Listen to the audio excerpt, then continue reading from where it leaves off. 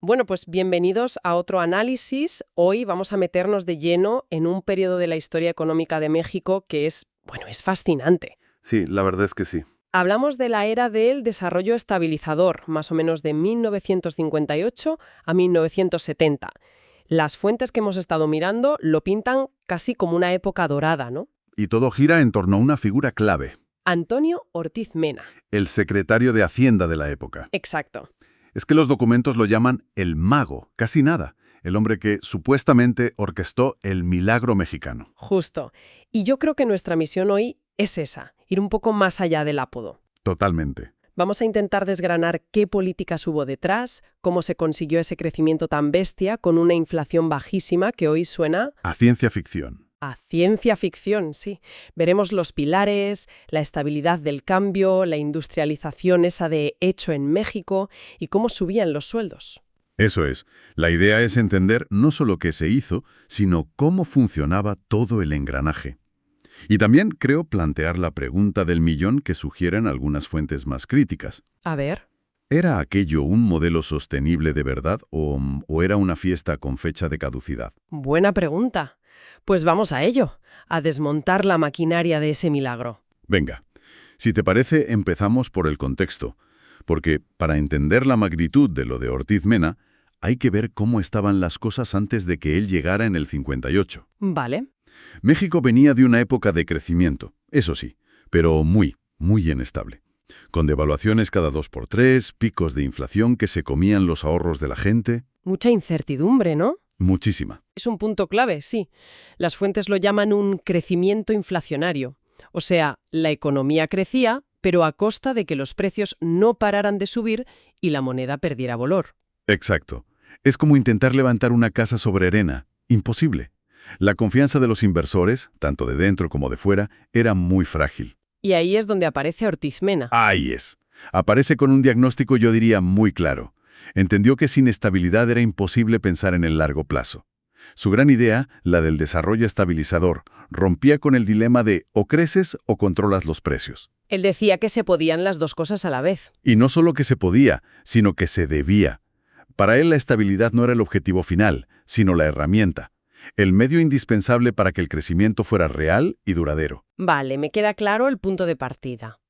Entonces, el primer pilar de esta nueva arquitectura económica, y quizás el que la gente de la calle notó más, fue la política monetaria. El famoso dólar congelado. Eso es, fijaron el tipo de cambio en 12,50 pesos por dólar. Y así se quedó más de 10 años. Es que es increíble pensarlo hoy, con la volatilidad que tenemos. Fue una decisión estratégica brutal.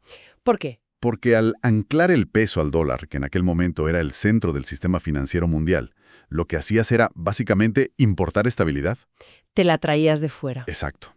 Eliminabas de un plumazo la incertidumbre del tipo de cambio. Imagina un empresario que necesitaba comprar una máquina en el extranjero. Sabía lo que le iba a costar. Hoy y dentro de 6 meses. Le daba una previsibilidad total. Vale, eso eliminaba el miedo a una devaluación sorpresa, que era el pan de cada día antes. Pero, a ver, mantener un tipo de cambio fijo tanto tiempo no es nada fácil. Nada. Exige una disciplina fiscal y monetaria de hierro, ¿no? ¿Cómo lo hacían? Pues aquí entramos en la parte menos visible del trabajo de Ortiz Mena, pero la más importante. La disciplina fiscal. El control del gasto. El control del gasto. A diferencia de lo que vino después, su gobierno evitó los grandes déficits. La idea era simple, pero muy potente. El gobierno no gasta mucho más de lo que ingresa por impuestos. Tan simple y tan complicado a la vez. ¿Ya ves? La inversión pública se financiaba con recursos de verdad y con algo de crédito, pero crédito a largo plazo, moderado. Nada de darle a la máquina de imprimir billetes, que es la receta clásica para que se dispare la inflación. O sea que lo del dólar congelado no era magia. Para nada. Era la consecuencia de una política fiscal muy conservadora y pensada. Se aguantaron la tentación de gastar a lo loco a corto plazo para asegurar la estabilidad a largo plazo. Exactamente. Se priorizó la inversión en cosas clave. Carreteras, presas, electricidad. Cosas que tenían un retorno para el país. No en gasto corriente sin más. Y esta prudencia, claro, generaba confianza, atraía inversión. Y permitía al Banco de México tener reservas para defender ese tipo de cambio. Es que era un círculo virtuoso. La disciplina fiscal sostenía el tipo de cambio, y el tipo de cambio estable fomentaba la inversión y mantenía la inflación a raya. Vale, tenemos el primer pilar, una base macroeconómica sólida, ancla cambiaria y disciplina fiscal. Pero para crecer un país necesita producir cosas. Claro. Y esto nos lleva al segundo pilar que describen todas las fuentes, el impulso a la industria nacional. La famosa sustitución de importaciones. Eso es. El modelo EASY, por sus siglas. Que no fue una idea solo de México, ¿eh? Muchos países en desarrollo lo intentaron por aquella época. La lógica parece sencilla. Y lo era. En lugar de gastar tus divisas, tus dólares, en comprar productos de fuera, ¿Por qué no los fabricamos aquí? justo, producirlos nosotros mismos. Y para conseguir eso, el Estado tuvo un papel muy activo. Las fuentes hablan de un montón de políticas de protección.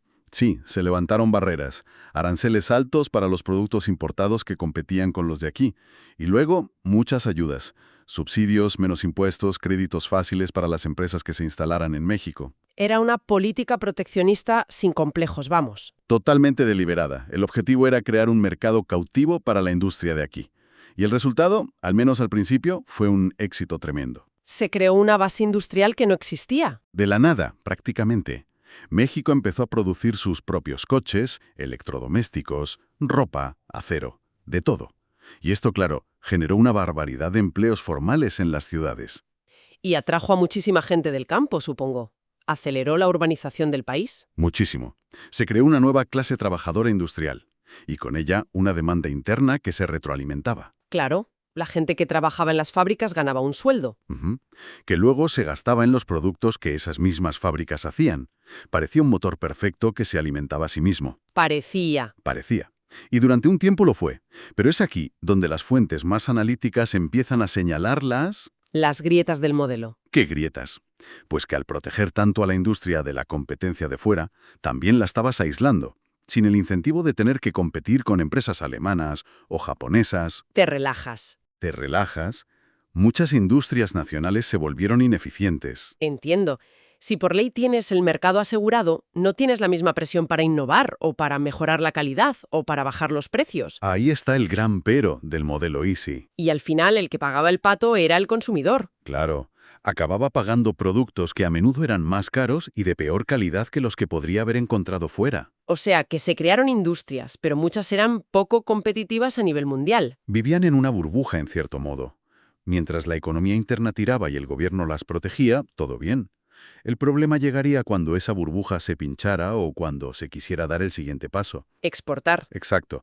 Pasar de producir para casa a vender al mundo, ahí es donde la falta de competitividad se hizo dolorosamente evidente. Es una tensión curiosa. Por un lado, un éxito brutal creando empleo y diversificando la economía. Y por otro, Sembrando los problemas del futuro. sí. Y esto nos lleva de forma natural al tercer pilar, que es la consecuencia de los dos primeros, la mejora del nivel de vida. Las fuentes lo llaman de forma muy gráfica los sueldos felices. Es que es la dimensión social del milagro. La combinación de inflación por los suelos y un mercado de trabajo a tope por las nuevas industrias permitió algo fundamental. ¿El qué? El crecimiento del salario real. Explica un poco ese concepto. Es clave, sí. No es solo que los sueldos en pesos subieran, es que subían más rápido que los precios. O sea que el poder de compra de la gente aumentaba de verdad, año tras año. Exactamente. El dinero que una familia trabajadora llevaba a casa no solo no perdía valor, sino que cada vez daba para más. Y eso debió tener un impacto social tremendo. Transformador. Fue la época en la que se consolidó una clase media urbana por primera vez en la historia de México.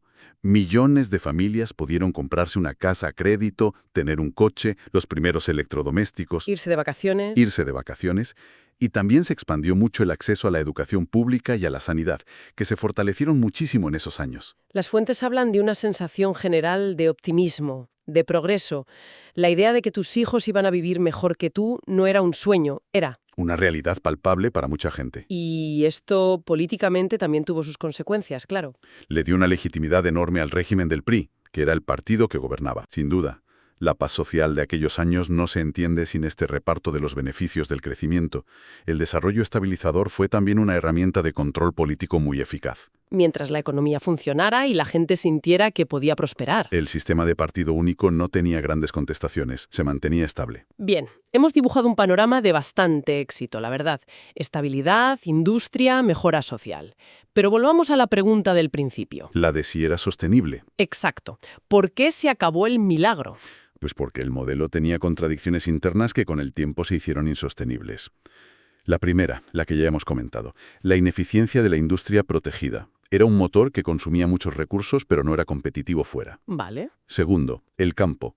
El campo mexicano fue el gran sacrificado del modelo. Se centraron en la industria y la ciudad. Y el sector agrícola se quedó atrás. Esto provocó esas migraciones masivas y, a la larga, hizo que México pasara de exportar alimentos a tener que importarlos. Un cambio radical. Y supongo que mantener el tipo de cambio fijo a 12,50 también se fue complicando cada vez más. Muchísimo más. Piensa que si la inflación de México, aunque fuera baja, era un poquito más alta que la de Estados Unidos, año tras año el peso se iba sobrevaluando en términos reales. Claro, lo que hacía que los productos mexicanos fueran cada vez más caros para el resto del mundo, Y las importaciones artificialmente baratas. lo que genera un déficit comercial. Compras más de lo que vendes. Exacto. Y para financiar ese agujero y mantener la paridad, el país empezó a depender cada vez más del turismo, de la inversión extranjera y, sobre todo, del endeudamiento externo. Pío Delfín. La salida de Ortiz Mena en 1970 y la llegada de gobiernos con otra mentalidad, mucho más expansiva en el gasto. En un contexto internacional que también cambió por completo.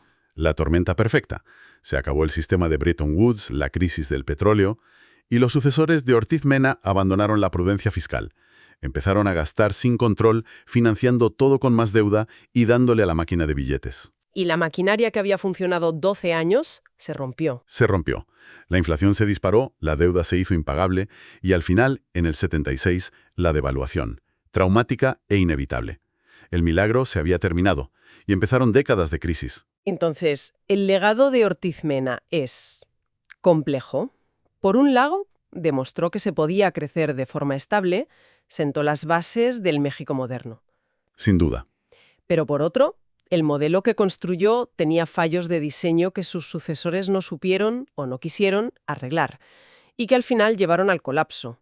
Es un legado con dos caras, ¿sí? La del estadista prudente que consiguió una prosperidad sin precedentes, y la del arquitecto de un edificio que, bueno, era sólido en su momento, pero no estaba preparado para las tormentas que vinieron después. ¿Y cuál dirías que es la gran lección de todo aquello? Pues mira, quizá la gran lección no está tanto en las políticas concretas, porque el mundo de hoy es muy diferente, Vale. sino en el principio que hay debajo de todo. La idea de que la responsabilidad fiscal y la estabilidad macroeconómica no son cosas de derechas o de izquierdas, son simplemente la condición necesaria para cualquier proyecto de desarrollo que quiera durar en el tiempo. Un resumen perfecto.